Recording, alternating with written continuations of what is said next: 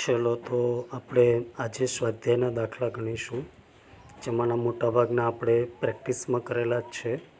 તો પહેલાં સ્વાધ્યાયનો 1.1 2 × 10⁻⁻7 કુલમ અને 3 × 10⁻⁻7 કુલમ વિદ્યુતભાર ધરાવતા અને એકબીજાથી 30 સેન્ટીમીટર અંતરે રહેલા બે વિદ્યુતભારિત ગોળા વચ્ચે કેટલું બળ લાગે. તો જુઓ, પહેલાં આપણે માહિતી લખવાની. તો પહેલાં આપેલું છે 2 × 10⁻⁷ કુલમ, જેને આપણે પ્રથમ વિદ્યુતભાર એટલે શું કહી દઈએ, Q1. 3 × 10⁻⁷ કુલમ એટલે બીજા ગોળા પરનો વિદ્યુતભાર, જેને કહી દઈએ Q2. એકબીજાથી 30 સેન્ટીમીટર એટલે બંને વચ્ચેનું અંતર છે 30 સેન્ટીમીટર છે, બરાબર છે. જેને આપણે મીટરમાં ફેરવી દઈએ તો 30 × 10⁻², એટલે 3 × 10⁻1 મીટર. તો એમની વચ્ચે કેટલું બળ લાગે, તો F શોધવાનું છે. તો આપણે જાણીએ છીએ કે ભાઈ આ ગોળાઓ છે બિંદુવત વિદ્યુતભાર તરીકે વર્તે, તેથી તેના વચ્ચે લાગતું બળ એ આપણને કયા નિયમથી મળે, કુલમના નિયમથી. તો કુલમના નિયમ માટે મૂલ્યનું સૂત્ર F = K Q1 Q2 / R². Kની કિંમત 9 × 10⁹, Q1 Q2 આપેલા છે, R આપેલા છે. કિંમત મૂકશો એટલે જવાબ આવશે 6 × 10⁻³ ન્યૂટન. બરાબર. આ રીતના ઘણા બધા પ્રશ્નો આવી શકે જેમાં તમને Q1 Q2 R આપેલા હોય અને F શોધવાના. બીજા નંબરની અંદર Q1 Q2 F આપેલા હોય અને R શોધવાના. તો એના જેવો જ એક દાખલો છે નીચેનો, સ્વાધ્યાય 1.2. તો જુઓ, 1.2ની અંદર 0.4 માઇક્રોકુલમ વિદ્યુતભાર ધરાવતા એક નાના ગોળા પર બીજા -0.8 માઇક્રોકુલમ વિદ્યુતભાર ધરાવતા નાના ગોળા વડે હવામાં લાગતું સ્થિત વિદ્યુતબળ 0.2 ન્યૂટન છે. ચલો તો આપ માહિતીને લખીએ. તો પહેલાં 0.24 માઇક્રોકુલમ 0.4 માઇક્રોકુલમ વિદ્યુતભાર ધરાવતા. તો દેખો, અહીંયા 0.4 માઇક્રોકુલમ છે અને આપણે Q1 લખી દઈએ. તો Q1 = 0.4 માઇક્રોકુલમ, એટલે એને આપણે કુલમમાં ફેરવી દઈએ તો કેટલા થશે, 4 × 10⁻⁷ કુલમ. બીજો ગોળો છે એના ઉપરનો વિદ્યુતભાર છે -0.8 માઇક્રોકુલમ, જેને આપણે ફેરવી દઈશું તો -8 × 10⁻⁷ કુલમ.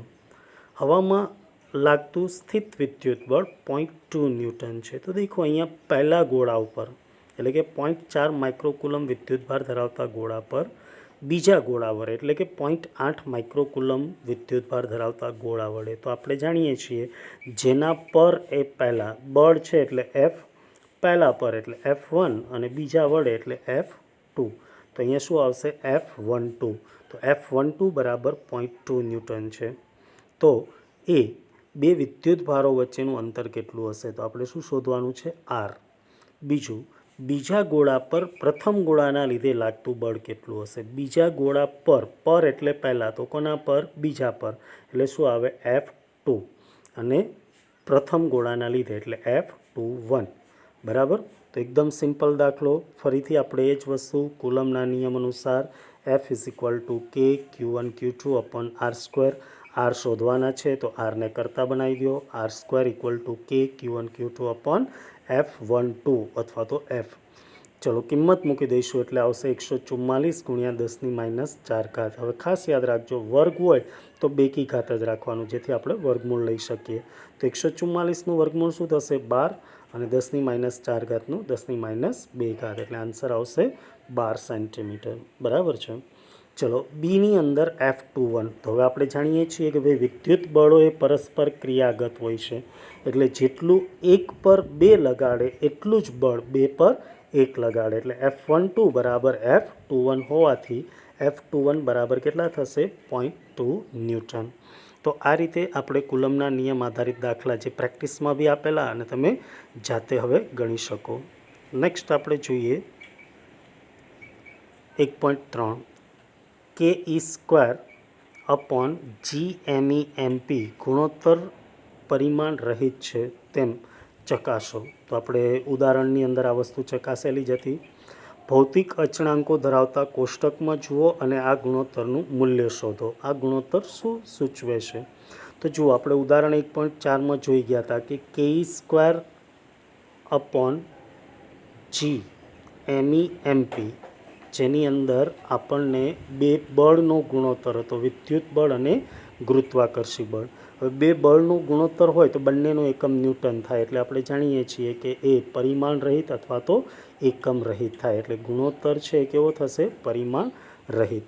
હવે એનું મૂલ્ય શોધવું હોય તો આપણે કે ઈ સ્ક્વેરના છેદમાં જી એમઈ એમપી છે. તો કેની કિંમત આવડે છે, એની કિંમત જી એટલે 6.67 ઇન્ટુ 10⁻11 યાદ છે ને, 11માં ગુરુત્વાકર્ષણમાં આપણે યાદ રાખેલું છે.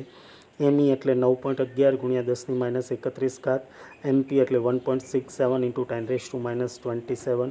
આ બધી કિંમત મૂકતા આન્સર આવશે 2.4 ગુણ્યા 10⁻39. અને જો તમને કદાચ આ દાખલો પરીક્ષામાં પૂછે અને તમારે સાબિત કરવું હોય કે ગુણોત્તર છે એ પરિમાણ રહિત છે, તો આપણે બધાના એકમો લખી દેવાના. બે રસ્તા મેં કીધા હતા, એક એકમ અને એક પારિમાણિક સૂત્ર.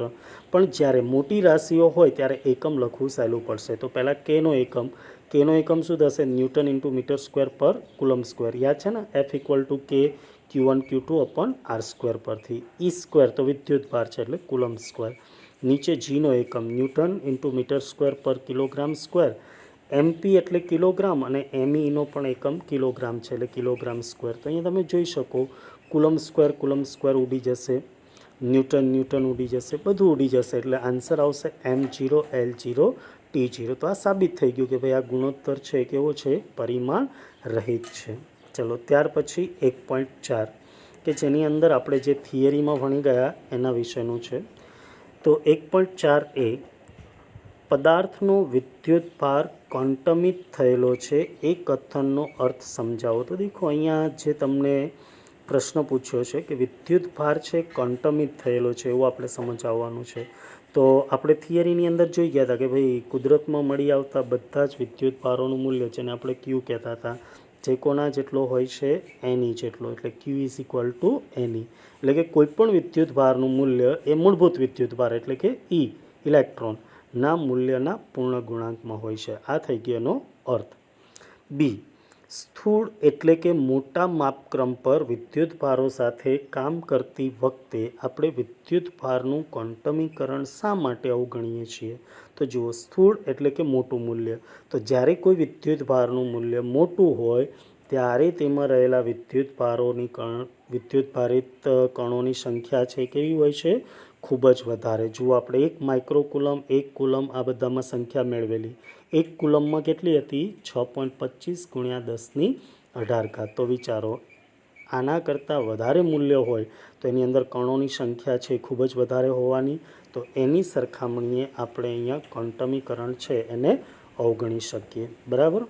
ચલો તો હવે આપણે જોઈએ 1.5. જ્યારે કાચના સળિયાને રેશમી કાપડ સાથે ઘસવામાં આવે ત્યારે વિદ્યુતભાર બંને પર દેખાડે છે.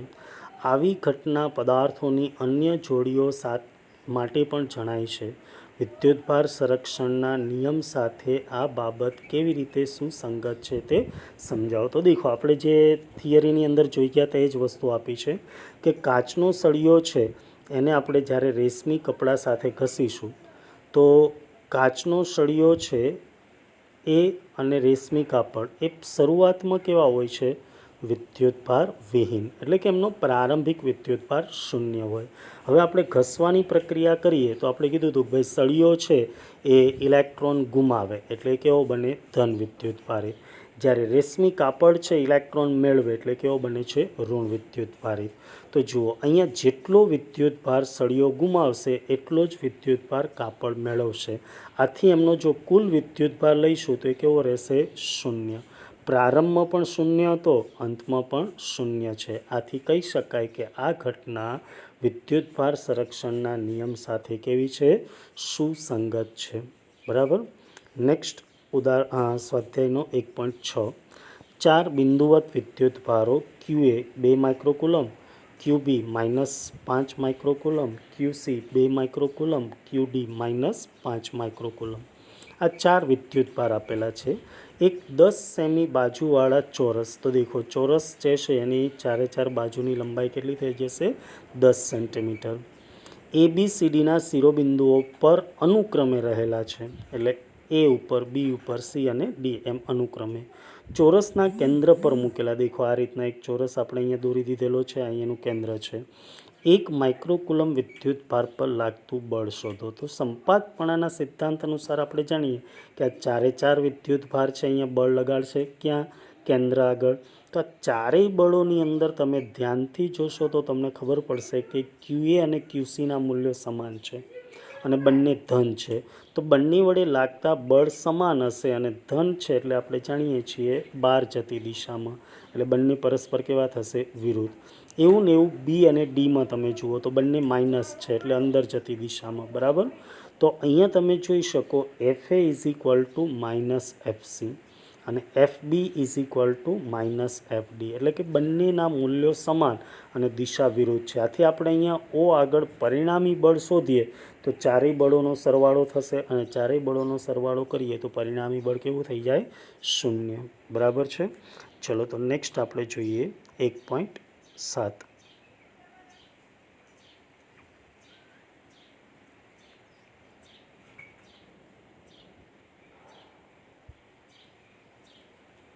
ચલો 1.8 જોઈએ. 1.7 એ થિયરી આધારિત છે જે આપણે જોઈ ગયેલા છીએ.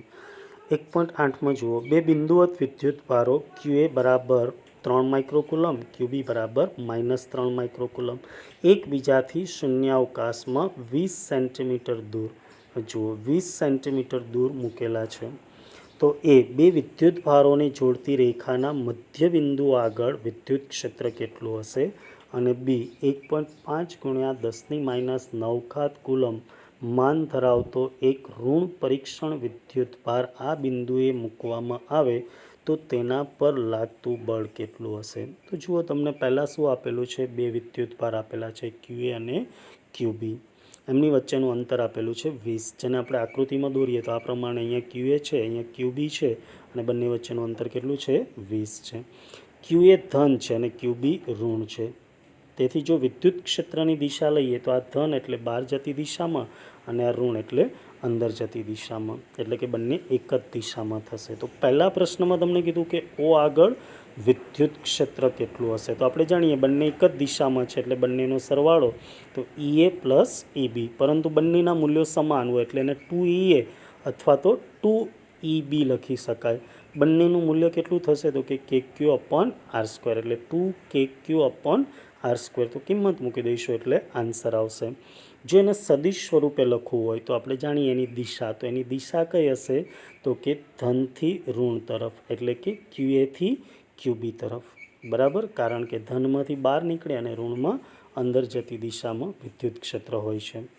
બી જુઓ, જો 1.5 ગુણ્યા 10⁻⁹ કુલમ માન ધરાવતો, એટલે કે વિદ્યુત ભારનું મૂલ્ય તમને આપ્યું છે તો આપણે બીમાં લખી દઈએ 1.5 ગુણ્યા 10⁻⁹ કુલમ.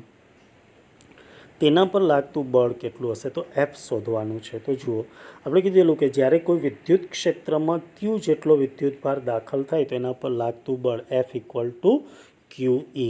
Qનું મૂલ્ય આપેલું છે, E શોધી દીધેલા છે. તો બંનેની કિંમત મૂકી દઈશું એટલે આન્સર આવશે 8.1 × 10⁻³ ન્યૂટન. જો અહીંયા પણ આપણે સદિશ સ્વરૂપે દર્શાવીએ તો આપણે જાણીએ છીએ કે ભાઈ અહીંયા ઋણ વિદ્યુત ભાર છે, તેથી એના ઉપર લાગતું બળ છે એ વિદ્યુત ક્ષેત્ર કરતાં વિરુદ્ધ દિશામાં, એટલે કઈ દિશામાં આવશે? QB થી QA તરફ, એટલે કે ઋણથી ધન તરફ, બરાબર છે.